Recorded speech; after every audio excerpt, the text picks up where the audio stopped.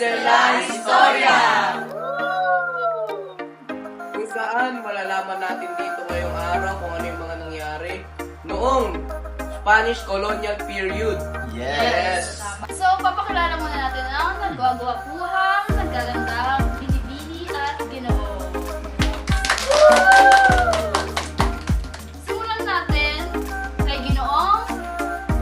Ako pala si Ginoong Ricky. Ito naman, ang pinaka-pogi. Ginoong sa Ulat ng Lupa. Yan. Ako nga pala si Ginoong Shaw ng Huling Katipunero. Ako! At syempre, meron akong katabi dito. Papakilala natin si... Ako nga pala si Binibining Bianca. At meron tayo dito kasamang Englishero. Galing Spanish pa. Oh, galing Espanya. Fresh. Galing Espanya. Fresh. Espanyol siya ngayon. Oh, Ako po si Ginoong Leomar.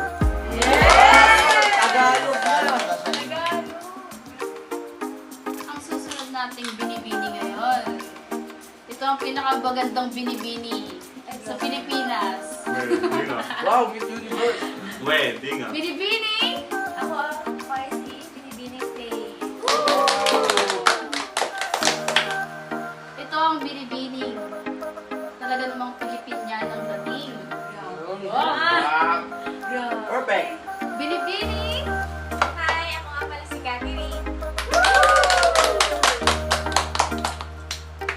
At syempre, pinapakilala ko ang aking kasama ngayon sa pag-host.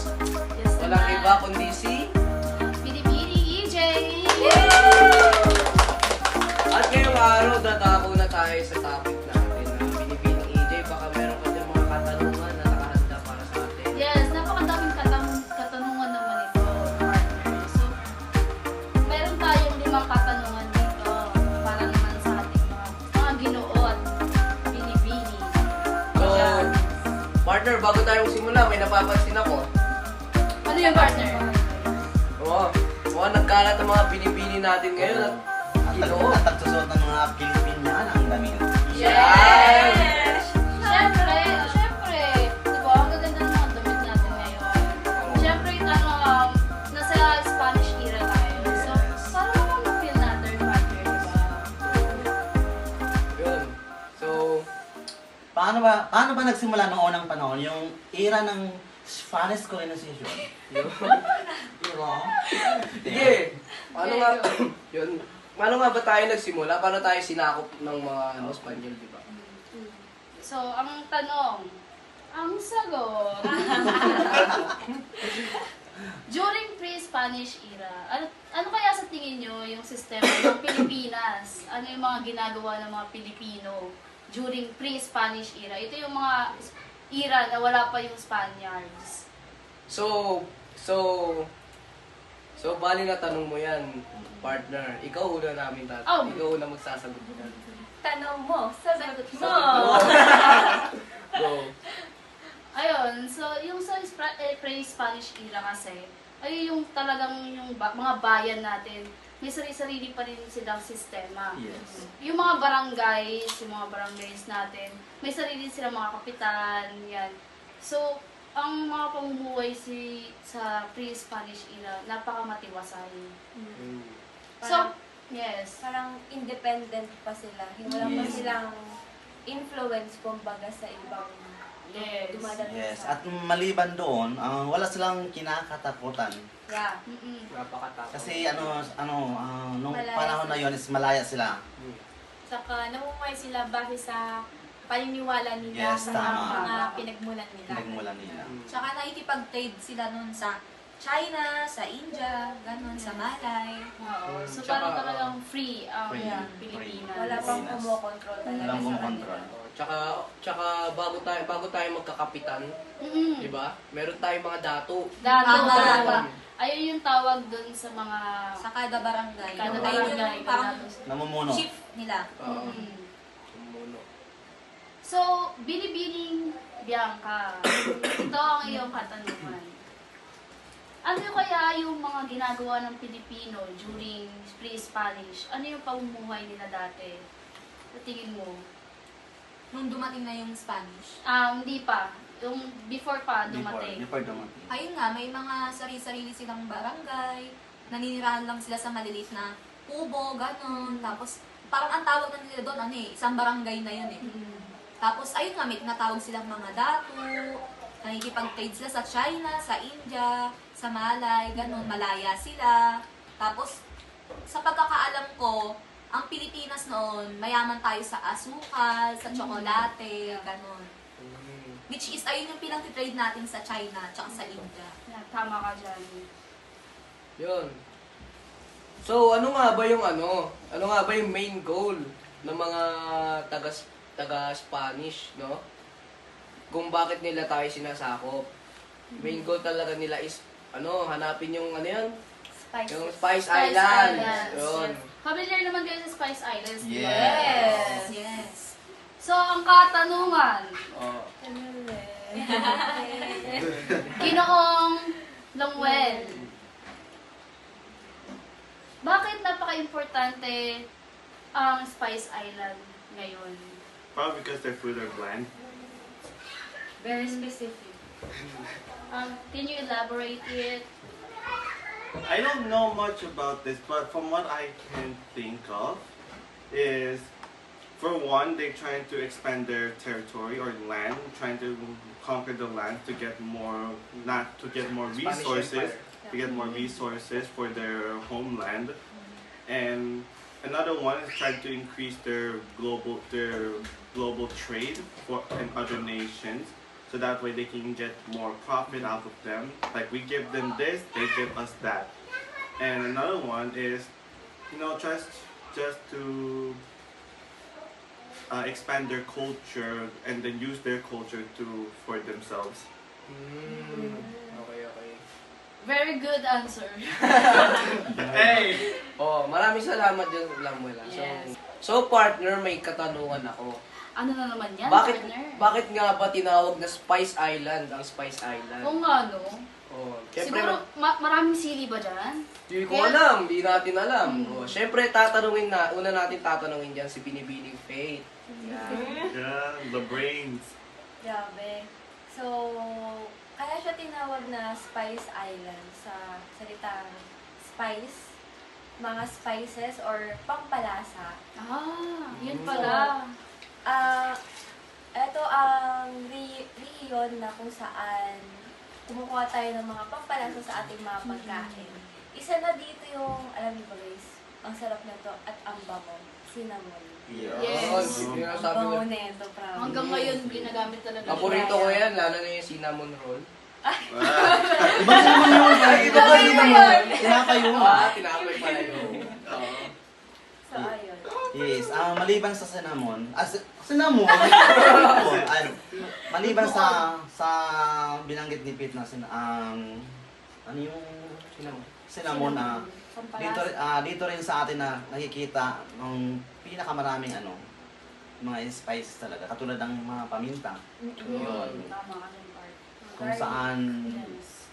napakasarap gamitin sa mga ulam. Lalo na sa adobo yan. Adobo.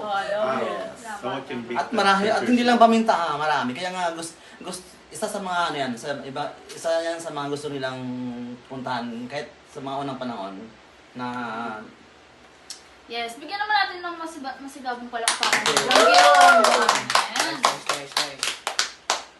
So yun na nga, since tapos na tayo sa pre-Spanish era, dadako naman tayo sa Spanish era naman.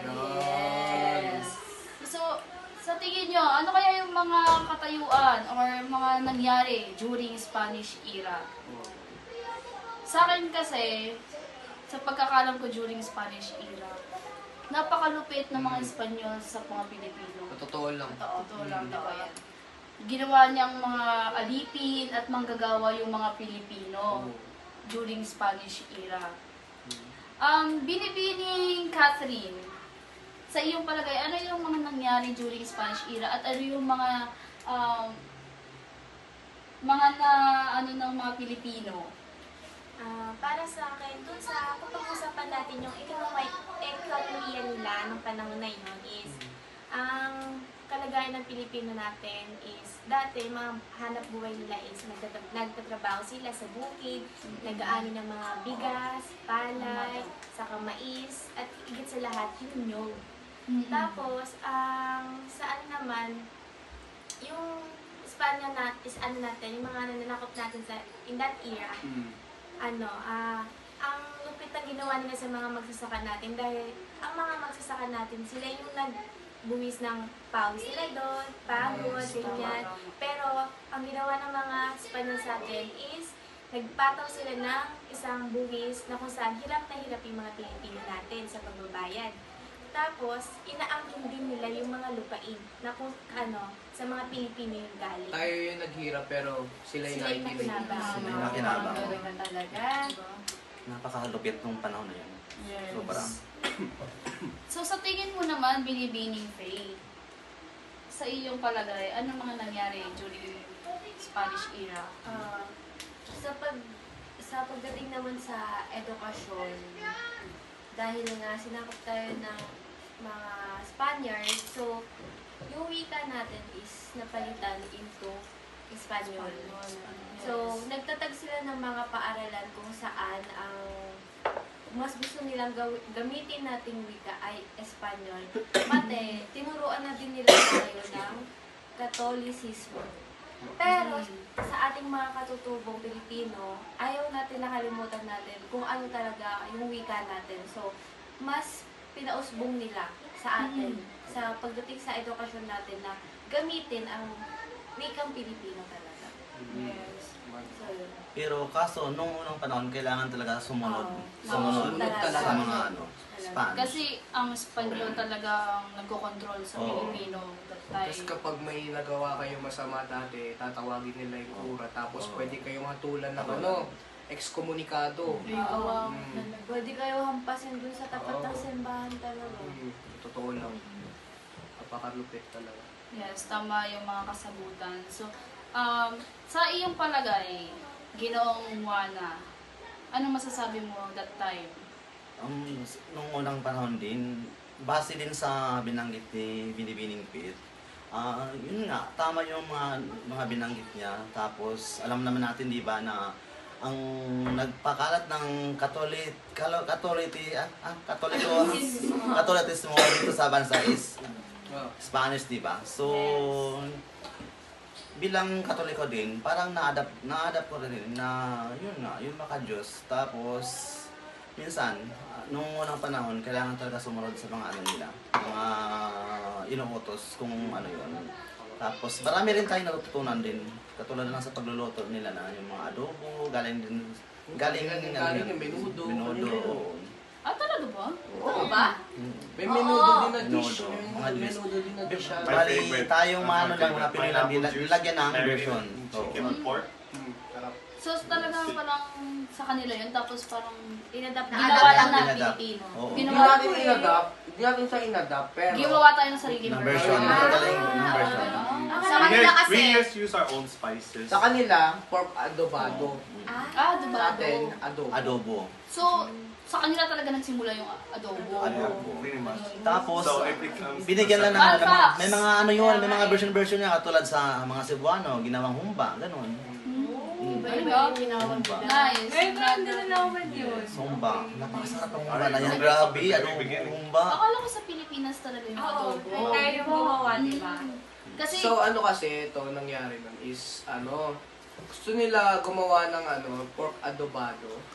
Pero yun nga gumamit na lang since nga yung naglalak sila ng ng ingredients na galing pang Espanya. Ang ginawa nila is gumamit sila ng local ingredients. Tapos yun, meron tayo sariling version. nice fun facts yan. Mm. So, how about naman, Ginoong Sean? Mm. Anong masasabi mo during Spanish era? Ayun nga, as nasabi ni Ginoong Muanya. Yes. Yun nga, yung pag-adapt natin ng ng Christianism. Yes, Yun. tama. Bale, pagka natin, marami na pagka-sakop sa atin ng mga Espanyol, marami ding mga simbahan na napatayo. Tama. Oo, mga Catholic, lalo na yung mga structure. Yan, alam na, kitang-kita yan na na gayang-gaya talaga sa mga structure ng Spanish, lalo na sa mga church natin, Oo, tama. especially din sa mga malalapit na church natin, which is yung San Felipe Neri, yung yun. Yung mga makalumang simbahan. Mm. Tama.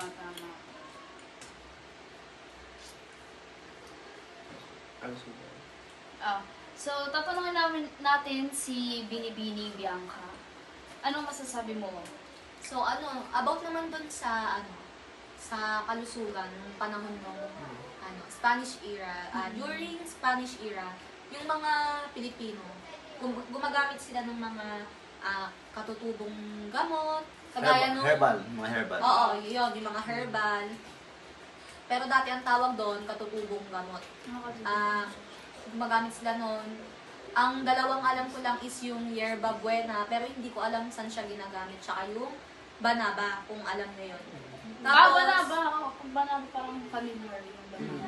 Herbal buena pa lang na familiar ko rin. Siguro mga dahon yun. Tanda. Na pinapakuluan din. Oo, tas yung dinidikit sa mga sugat-sugat nila. Tas yun, yung mga Espanyol, nagtayo din sila ng ospital, kagaya nung ospital sa San Juan de Dios, Manila. Yun. Yun yung isa sa mga ospital na nakatayo nila. So, Ginoong Lamuel, ano yung mga nalalaman mo tungkol sa Spanish era? Mukhang maraming nalalaman yan si Ginoo. Kaya nga eh. Wala. Kaya nga. I don't know much about it, but yung alam ko lang is about yung sa lipunan. Yung like when they do is yung sa Castilla, the Spanish is, how do I say this? Natatag na ng isang sistema ng Castilla. So I don't know much about it, pero yung mga uri ng uri such as Indio, Mestizo, Principalia, is that how you pronounce that? So I need to do more research. I didn't do much research on this one. And the family where, hold on. I didn't do much research on this, pero Okay na, they take changed, your they time. changed, Ano lang they yung, changed the they changed the way families react to their children. That's how they know. And the last one, from what I researched, is at the very bottom. From it is religion. Religion. Yeah, that. Religion. Para tayo I dito. didn't read that much description of it. But that's the topic that I heard when I first read the wiki or other sources from other museums. Yeah. So that's all I know. Bigyan naman natin yung palakpakan si... At sinay niya magtagalog. Oo. Yes. Wika natin. Tsaka talagang parang nag-research din Tama talaga ka siya. Oo. Pinagpiyatan talaga nila. So guys, sa tingin nyo, ilang taon kaya tayo sinakop ng mga Espanyol? 333. Yes. Diba? 333 taon. Kalain mo yun. Mahaba. That's like 7 to 10 generations. Kaya nga, kaya imposible din na wala tayong ma-adapt sa kanila. Oo, ang tagal pa naman. Oo, sobrang tagal. Sa tingin nyo guys, ano kayang meaning nung mestizo? Bakit tinatawag nila yung mga Pilipino dati na mestizo?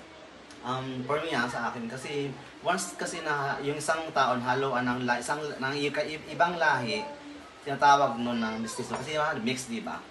Just for me lang yun mix, di ba? Grabe, tama siya. Mestizo, mix. Mix talaga siya. Ayun yung mga nakapang-asawa ng Amerikano. Castilla. Yes. Castilla. Tawag talaga sa'yo, mestizo. Mestizo. Tapos yung Principalia naman, ayun yung mga mayayaman na makapangyarihan dati ng mga Pilipino. Ayun yung tawag nila. Ulit? Ano yun? Principalia. Principal. Yung sinabi Kumbaga, Donya or Don. Mga unang... Eh ano naman yung mga Moreno? Moreno, ayun yung mga angel. Mga Indio? Hindi, Moreno. Parang yun nga, mix din yun. Parang nahaluan din. Hindi ba tayo yun? Moreno, sa Pilipino na yun eh. Oo, yun eh. Diba? Yung skin kapag Ano yung tawag sa Tagalog ng brown? Kayumanggi. Kayumanggi. Kayumanggi balat. Tayo. Yung walang halong ano. Walang halong chemical. Oo. Pure. Tinurukan, no? Pure Filipino. Yung tawag sa mga ano. Parang baka naman lahat ng ating sarili. So guys, ngayon, familiar ba kayo sa pangalang Magellan? Oo naman. Magellan na yan, no? Sa So- kanya nga nagsimula yung Spanish era eh. Oo. So, base sa narinig yung pangalan, Ferdinand Magellan, ano yung pumapasok sa isip niyo? Yung pagdating niya dito sa Pilipinas. Oh. Laban sila ni Lapu-lapu. Lapu-Lapu. Yes. Kasi di ba pag sinabing Magellan tsaka Lapu-Lapu, Common na eh. Common na yun. Oo. Kilalang kilala sila. Yun yung ano yung awayan talaga niya na kilalang kilala. Mhm. Mhm. Pero paano nga ba nagsimula si Magellan? Oo. Tsaka did you know na si Magellan ay isang Portuguese? Yes! Diba? Portuguese siya na kumampi sa Espanyol. So, Binibining Bianca, anong masasabi mo kay Magellan? Ano yung mga ginawa niya nung dumating siya sa Pilipinas? Siguro sabihin ko na lang muna yung bago siya makarating sa Pilipinas. Sige, Ano yung go. mga unang nangyari? Si Magellan kasi, mula bata pa lang siya, mulat na siya. Yung mama at papa niya kasi, nagsisilbi doon sa hari, doon sa may Portugal. Si King Manuel? King Manuel. Second? Okay. Visitor? No? Basta si King Manuel, yun. King Manuel. Ayun yung pinagsisilbihan ng mama niya. Tapos, nung namatay yung mga magulang niya, parang tumayo siya sa sarili niyang paa. Tapos, nagsisilbi pa din siya doon. Nagpapatuloy niya yung gawain ng mga magulang niya. Hanggang sa dumating na yung time na nakikipaglaban na din siya, may napapatunayan na siya. Pero dumating yung pinaka parang worst na mangyayari sa kanya, which is ayun na yung siniraan na siya dun sa hari. Oo. Kaya Pero- pala may time na hindi siya ma-promote. Oo. Kahit anong ginagawa niya. Oo, kasi nga sinisiraan na siya nang wala siyang alam. Pero napatunayan yon na hindi totoo. Pero dahil nga doon, nawala na yung tiwala ng hari. Then, may ginawa siyang parang mapa eh. Pero tinanggihan yun ni King Manuel. Kasi nga wala nang tiwala sa kanya. So, pumunta siya doon sa hari ng Spain. Pinakita niya yung gawa niya, then nabilib yung hari. Sino nga ba yun? Si Philip. King Charles ba yun? Hindi ko nakalimutan yung name. Basta yung hari ng Spain. Ay, sorry. Then, nabilib sa gawa niya. Ayun, pinayagan siyang makipaglaban. Then, nakarating na siya sa Pilipinas noong 1521. Doon na nagsimula yung Spanish 2021 talaga. era. Ayun. So, ang nalalaman ko lang din kay Ferdinand Magellan is, siya yung nagpatunay na bilog ang mundo. Yes! Ayun nga, yung Diba? sabi niya, pinapaano niya, yung mundo daw is bilog. Bilog. Yes. Kayo, tingin He's niyo trying ba? to prove it. He was trying to prove it. Yes, prove it. So, tingin niyo, yung mundo ba natin bilog? Yes. Yeah. Based on sa science, hindi siya bilog. Oval siya. Oval daw siya eh. Yung Earth, oo. Hindi siya bilog. Oval siya. So, bali sa vision lang natin siya nagbumukhang bilog. Oo, kasi nga, di ba, Nakikita mo sa picture, bilog siya eh. Bilog. Kumbaga yung sinabi ni Magellan, parang naging ano lang siya. Anong tawag? theory. Oo, yun. Naging theory lang ni siya. Magellan. Ayun. Pero wala talagang napatunayan na bilog ang mundo. So yun na nga, doon tayo sa dumating na si Magellan. Ano yung unang ginawa ni Magellan or sino yung mga tao kayang na ano niya, nakilala niya, dumating siya ng Pilipinas? Anong lugar siya? Saan? Sa Saan lugar? Mactan, Cebu yun, di ba? Mhm. Di ba si Miguel? Miguel Miguel Lopez Lopez. de Legazpi, yung Miguel kaibigan Lopez. niya. Mm. Nakita niya yung kaibigan niya. Yun yung unang naging friend niya sa Cebu.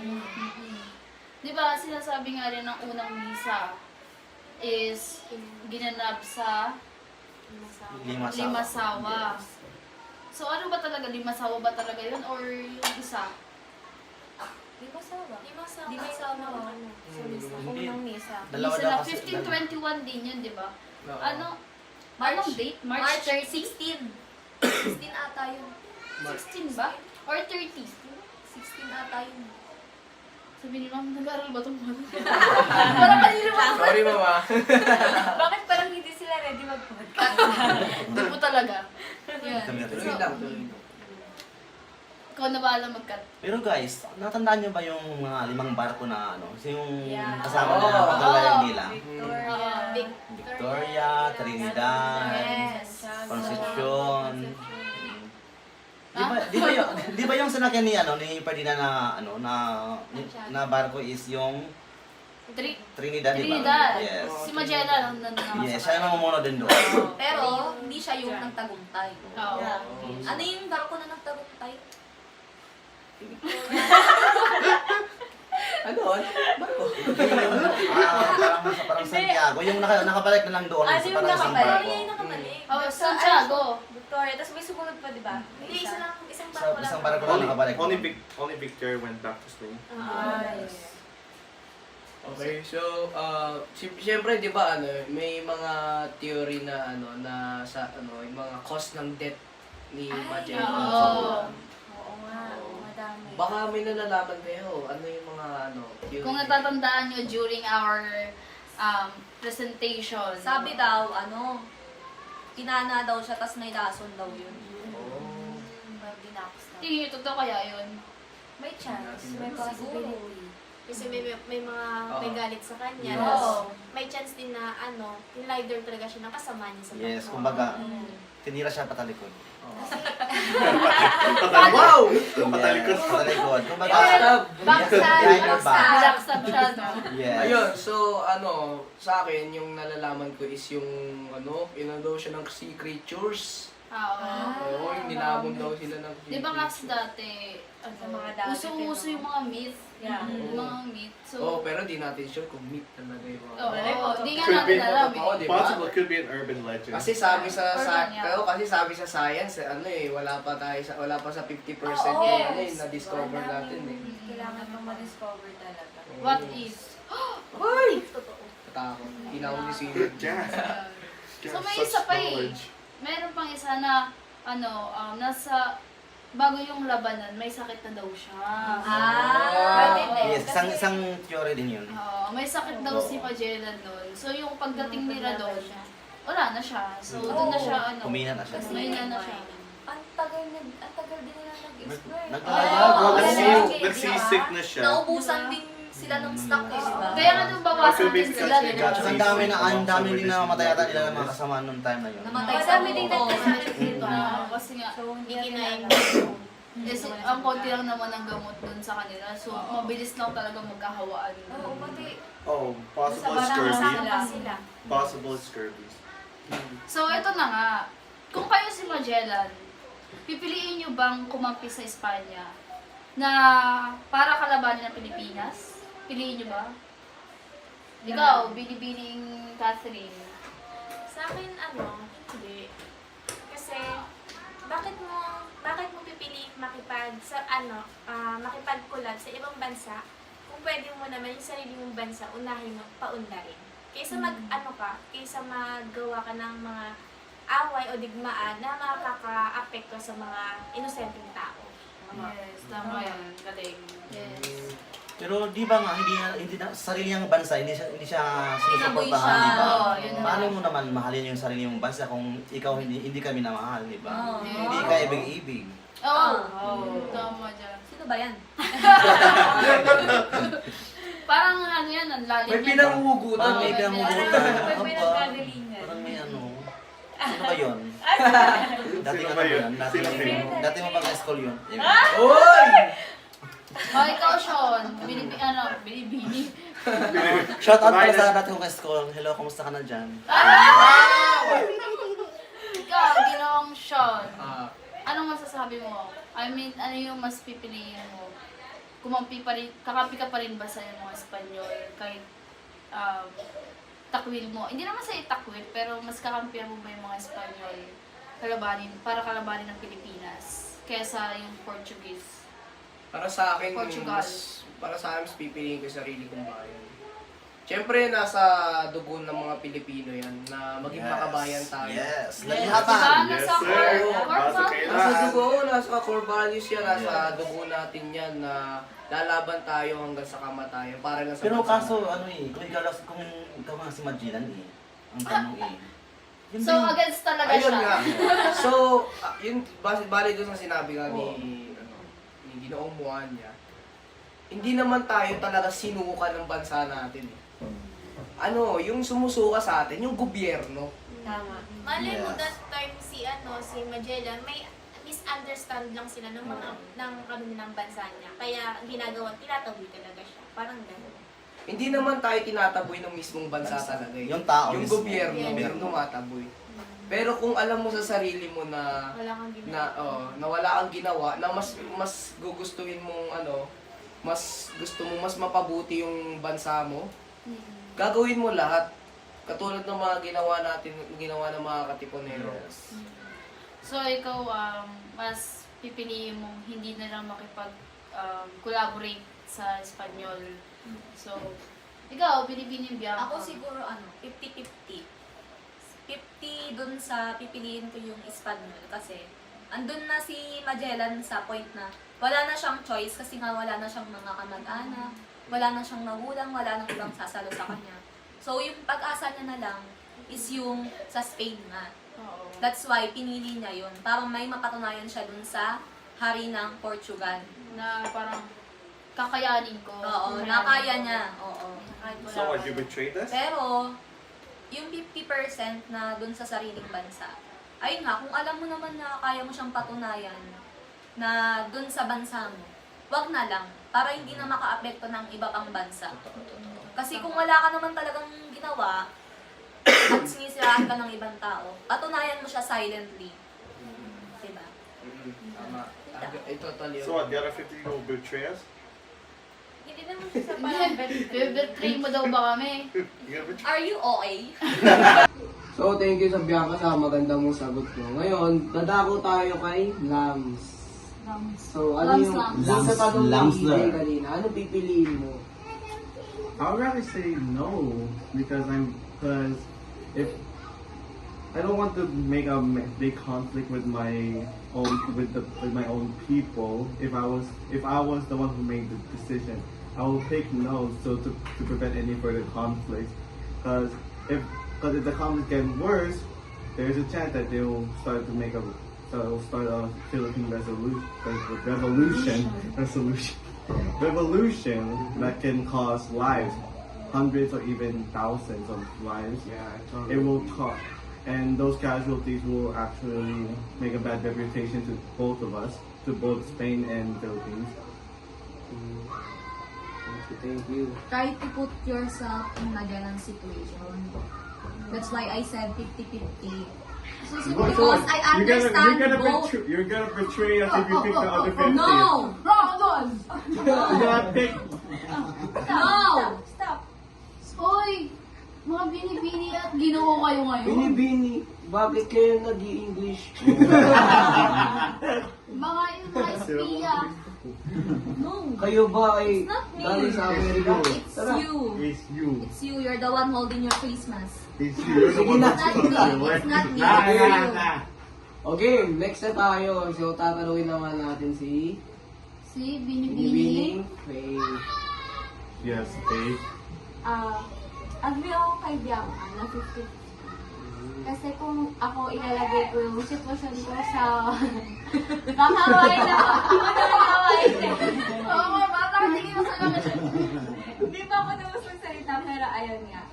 Kung ilalagay ko yung sitwasyon ko sa posisyon ni Ferdinand Magellan, gusto niya lang din naman na patunayan dun sa Portugal na parang kumakapit na lang din kasi siya sa Spain. Katulad niya na wala ng pamilya si Ferdinand. So, siguro ang nasa isip niya is yung ano yung kaya kong gawin. Sino yung pwede kong malapitan, makapitan. Kasi kung ayaw na nga sa akin ng hari ng Portugal may magagawa pa ba ako? Siyempre, maghahanap ka. Parang ang dating kasi niya, di ba? Parang, kung ayaw niya sa akin, edi go. Yes. Ayoko din sa inyo.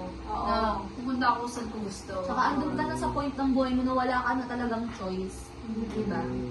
Kaya din siguro na kumapit siya dun sa Spain kasi may nakukuha din siyang benefits. Yes. Kaya talagang pinush niya yun. Pati para na din na mapakita niya na ay di niya tinanggap pa.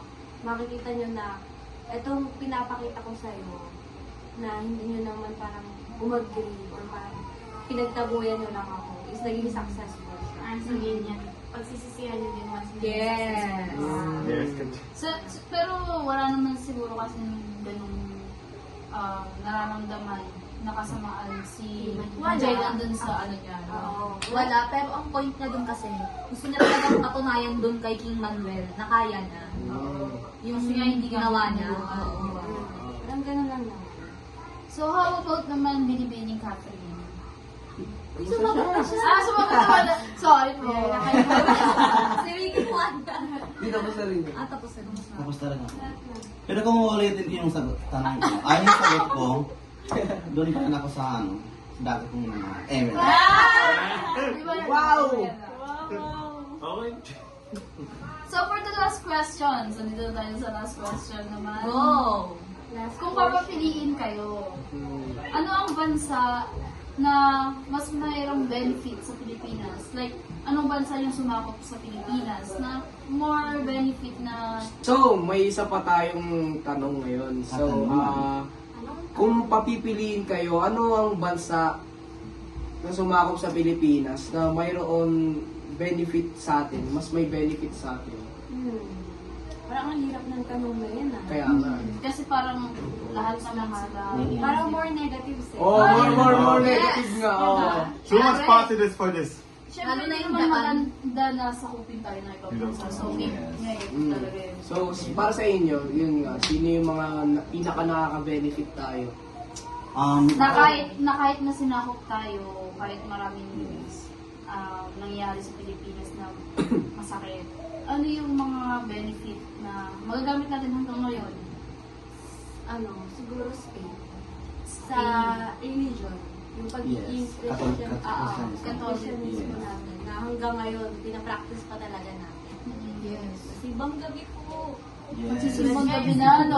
Oo, simbang gabi na. Guys, magsimba kayo. Sino ba magsisimba sa inyo? Yes, mamaya. Yeah, 7:30. 6 or 7:30. Sorry guys, wala akong simbang ganun. Wow. No. So bad, so No, sad. I'm not kawawa. So bad, so Because sad. in Bible, Okay. Verse na tayo Verse dito. that. Ang chapter. Siguro sa akin, yung katanungan mo, Ginoo, gusto ko Spanish din. Kasi di ba, ang dami natin natutunan katulad lang sa mga panlasa. Kasi ang dami nating mga herbs na hindi natin alam, hindi nila alam noon na Yes. nagagamit ko sa pagluto yun. Dagdag rekado, ganun. Very helpful talaga. Yes. Pagdating din sa kultura, Kultura. sa lingwahe. Kasi yung lingwahe ngayon natin, alam naman natin, galing naman sa kanila to eh. Yung mga naduduktong nating mga words, nakukuha natin sa iba't ibang bansa. Diba? So, ikaw, sino to? Longwell. Excuse me. Ginoong Longwell. Anong bansa sa tingin mo yung maraming benefit sa Pilipinas nang sila ko? There's the part that I didn't reach to that research part yet. Yeah, I didn't reach to that research part yet, so I didn't know much about any any Sa next episode ng podcast natin, huwag natin ipagtag itong dalawa. Kasi Baka yung magkakagulo. podcast natin maging boxing match. go! Actually, that's my answer. I didn't reach the research part yet, so I didn't know any countries that can benefit Spain yet. But the closest I can think of is either China, the China, UK, or the Americans. So those are the only three I can think of that can have full potential. Since those have richer resources and culture, so they can spread their culture there and then use it to them. Okay, so ano siya, doon siya na, ang gusto niyang benefit is yung mga benefit na marami tayong resources. Culture. Yun sa culture natin. So, mas preferred niya na kung China, Either China, Britain, or the US. US. Agree ako dun sa America kasi sila yung nag-introduce ng English, di ba? Oo. Important talaga yung English. Tingnan mo sa atin, di ba? Kahit tayo lang sa Asia, di ba? Ang nakapagsalita ng Taglish. Yes. Tagalog, Fluently. English. Fluently. Na hindi tayo nag-aaral para pumunta sa ibang bansa para lang mag-aral ng English. Kasi nagiging siya, sa ngayon sa generation ngayon, 24, nangyayari siya, nagiging mother tongue na nga siya ng ibang Pilipino na mga bata ngayon, di ba? Yung mga kids. Yes. Nagiging mother tongue na sila na ang unang language nila is English talaga. So, nakakalimutan na nila yung Tagalog. Ganun. Tagalog talaga. Pero, We're lacking pero culture. dapat talaga tangkilikin din yung sariling anak. Totoo yan. Marami tayo natututunan ng lengguwahe, pero wag natin Hindi natin iyagat. yung sarili natin wika. Sisihin ng magulang. Sisihin ng tubig. Kasi ngayon, makikita mo sa ibang household na makikita mo, yung bata nagsasalita ng English, pure English, hindi sila nagtatagalog. Ay, nagtatagalog ka naman! Nagtatagalog ka naman. Yan. So, dapat may din sila, may knowledge din sila para mabadilis natin silang makausap. Kahit man lang nakaka-respond sila ng pakuha ng tubig baby, pakuha ng nakaka-respond sila kasi alam nila yung language. Maganda din naman na may iba't ibang language Bilingual. Yes, bilingual ka. So, para sa akin naman, ang pinaka naka-benefit ng Pilipinas when it comes to colonization is Spanish talaga. Kasi, excuse me. So, paano nasabing Spanish? Kasi, alam nyo yung time na parang yung mga Pilipino is walang sapat na kakayahan para magbuo ng o kaya walang sapat na edukasyon. Yun. Siyempre dahil sa kanila, natin yun.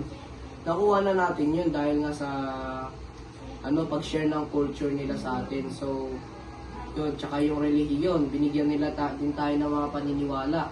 Kasi dati, di ba, naniniwala tayo, tawag natin sa Panginoon, di ba, Bathala. Bathala. Tsaka naniniwala pa tayo sa mga bakunawa, mga ganon-ganon. So ngayon, pumasok na sa buhay natin yung Christianity.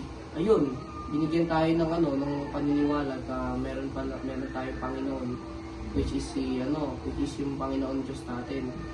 Yun, tsaka yung speaking of education naman, yun, isa rin yun sa pinaka naka-benefit tayo kasi kung hindi dahil sa edukasyon ngayon, academically, like wala tayong alam, wala tayong malalaman tungkol sa dati, mga pinag-aaralan is mga medisina, di ba? Yun, isa rin yun, napaka-importante din nun kung paano yun. Ayun nga. Thank you very much sa iyong kasagutan, Ginoong Sean. Kaya mo yan.